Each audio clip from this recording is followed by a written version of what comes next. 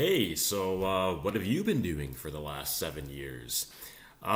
This is my first video in a very long time, about 7 years, roughly speaking.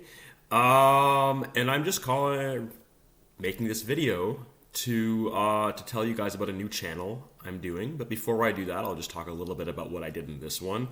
If you're subscribed to this channel, in all likelihood, you subscribed because you watched the video I put out entitled "Friends Don't Let Friends Study Psychology."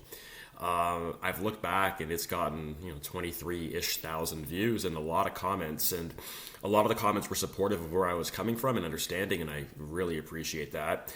There was a lot of comments disagreeing and being quite critical of me actually. To be honest, I was never very bitter about that because I used to be a psych student too, and I think if I had watched someone saying what I was saying when I was a student, there's at least a 50% chance that I would have been just as dismissive and I would have been wrong. But I get it.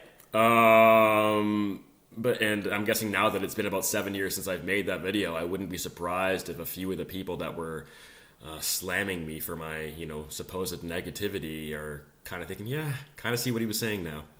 But anyhow, neither here nor there. I am making this video to tell you about a new channel I'm doing. A lot has changed with me in the last 7 years. I've gone from being an ardent agnostic atheist to being a very moderate and highly unorthodox Christian, sort of like a Taoist, Jordan Petersonian kind of symbolic Christian kind of thing. And so in my new channel, there's a few goals. One of them, probably the biggest one, is to help non-believers see the wisdom in the Bible, Christian practices, and religious practices more broadly, and not in a proselytizing way. I'm not trying to convert someone over. Like, if they convert over, great, fantastic, good for them.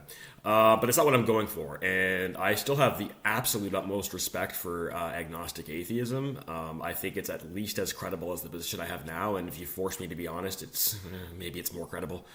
But yeah, there is a lot of wisdom in the Bible and Christian practices and religious practices that you do not need to believe in God literally in order to see the wisdom. The wisdom can be gleaned from a completely symbolic, allegorical set of perspectives and be extremely useful. So I'm going to be talking about that a lot. In fact, I've already made videos talking about just that. I'm also trying to, another project is to try and kind of make a small contribution to promoting more harmony in the culture war, a little bit better mutual understanding, like trying to present each side in its best light rather than in its worst light. So that's another very big thing that I'll be getting into further. But what reminded me to come back and make a video on this channel was that my upcoming video is, which I'll be recording and posting in the next 2 to 3 days. It's going to be taking an interpretation, a secular interpretation offered by Jordan Peterson several years ago about the story of Cain and Abel from Genesis, and applying it to the modern day student crisis. So again, it's going to be completely secular, and so I'm going to be talking about that, and it's going to touch on a lot of the themes I mentioned in this psychology, Friends Don't Let Friends Study Psychology video. And I can throw in a few other things that you guys might find interesting too. I don't think I mentioned this in my Friends Don't Let Friends Study Psychology video, but I was actually a psych student at the University of Toronto, and so I had the great privilege of having Jordan Peterson as a professor, as well as John Vervaeke, who some of you may have heard about on YouTube too.